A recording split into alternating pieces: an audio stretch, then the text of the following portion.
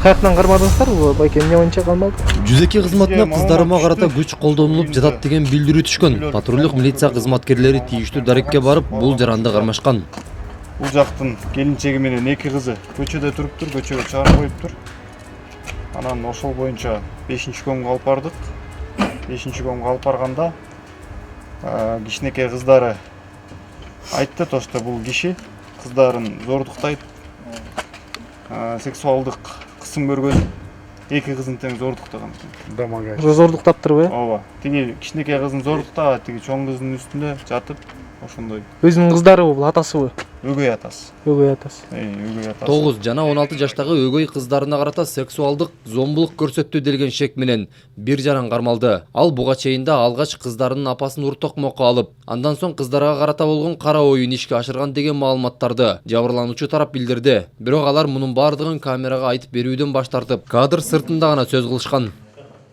Кыздар канча жашта экен? Кыздар кичинекей 6-класс, чоңу 9-класска көчүптүр. Кичинекей 6-класска көчүптүр. Ал эми шектүү делген жаран мунун бардыгы калп, болгону кыздардын апасы экөөбүз урушуп кеткен үчүн ал кыздардын мага каршы үгүттөп, ушундай ишти ойлоп тапты дейт.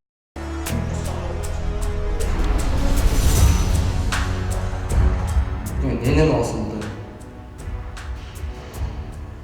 Буга жалап деле ошентип экөөбүз урушуп кеттик. Кичинекей кыз айтып атпайбы, сыйпаладым деген.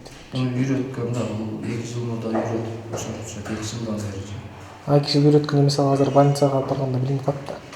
Мейли алып барсын.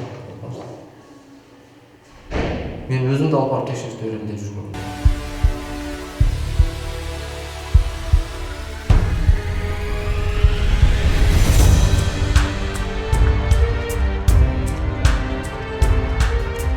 Азырынча эки тарап тең өздөрүнүн чындыктарын айтууда.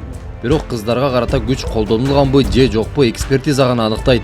Ага таянуу менен тергөө амалдары жүрөт жана сот гана буга толук кандуу баа берет.